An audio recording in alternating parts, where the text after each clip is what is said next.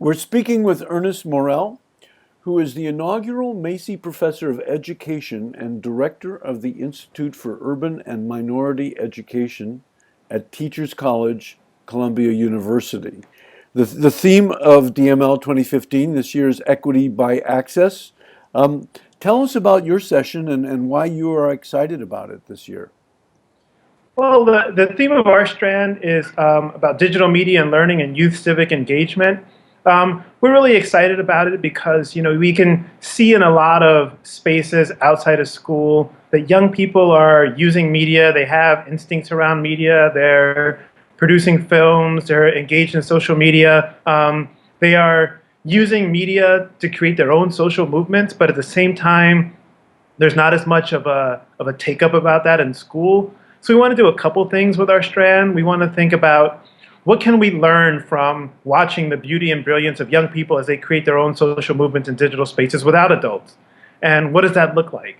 Are there some spaces inside of school and outside of school where young people and adults are working together? How are they negotiating those spaces? What does that look like?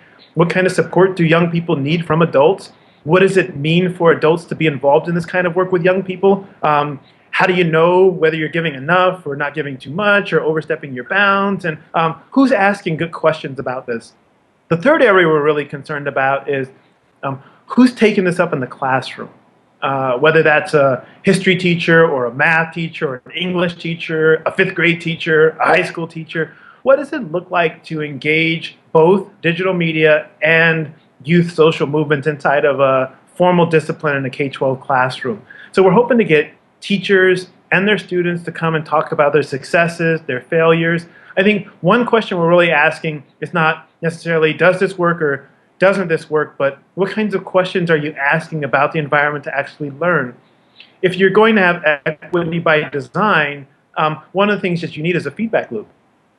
So how are we getting feedback about these projects? You don't have to come and defend a project as perfect, but you should be able to tell us about how you are learning to think more deeply about this work to make it better.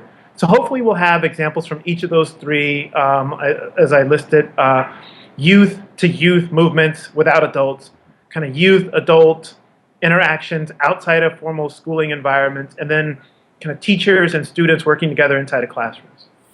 Well, I'm a believer and have been for a while. I talked with someone who you may know, Danielle Filipiak. I don't know whether you know her, but Yes, yes, yes. okay. Well, when I talked to her about this subject, something that you said, what became clear, was that you really have to start by listening to the students Mm-hmm. about what they're doing in their lives.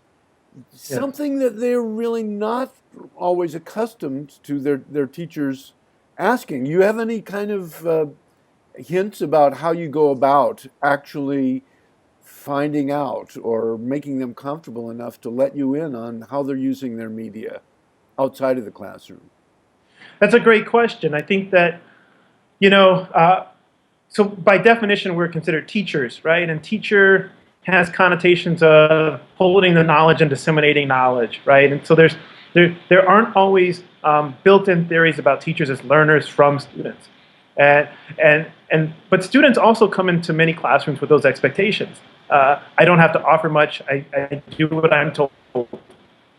So I think this concept of whether it's a flipped classroom or a student-centered classroom, we've been calling it different things for a long time. It's, as a teacher, how do I make known to my students from the very beginning that this is a shared learning space, that I ask questions as much as I make statements, and that we try as much as possible to center the productive work in the classroom around connecting to students' real interest in the world.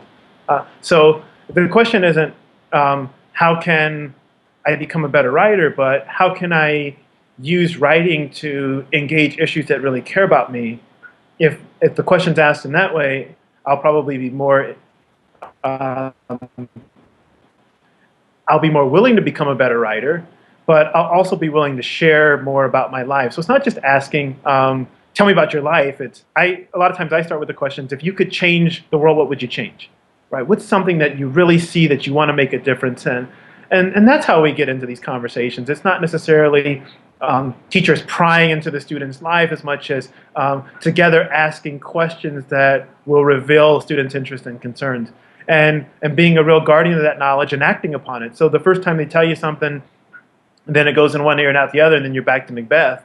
You lose trust, right? So it's not only listening, it's that we have to show that we are about action. We're acting upon the things that the students are saying that they care about. Well, again, I'm a believer. I call it co-learning. And although I teach with college students, I really have to tell them, you've been trained to expect to do what I tell you to do. But that's right. You're experts at being students. Maybe I can give you some of my teacher power and you can take a little bit more responsibility for your learning. And usually they begin to react to that.